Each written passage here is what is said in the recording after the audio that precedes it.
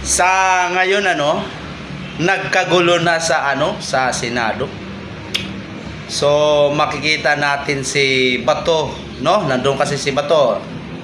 Umattend Pero si Bato naman is nagamit pa din niya yung pagka PNP chief niya dati. Alam niyo kung bakit? Na nagamit niya yung pagka PNP niya dati. Kasi nagtatakbo si Bato. Takbo, Bato, takbo habang may lupa pa. Didis, ano na? Sabi ko na nga sa inyo, once na magpakita yan si Bato sa Kongreso, sa Senado, matik yan. Matik yan. Hindi kasi kayo gumagamit dito.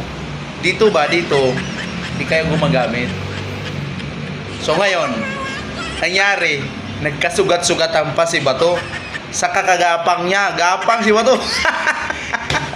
Gapang si Bato. Didilis, ano na? Ano na?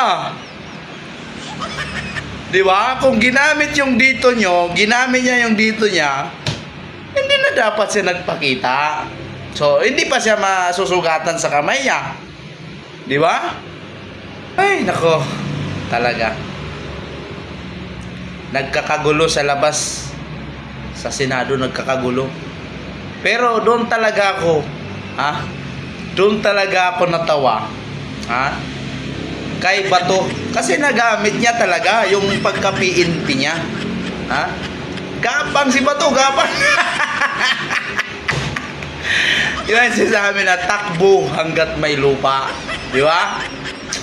Takbo hanggat may lupa. Ano na mga didis? Kaya pa ba? Kaya.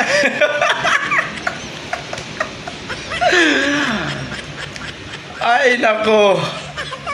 Dapat kasi ang pairalin nyo yung dito yung dito natural.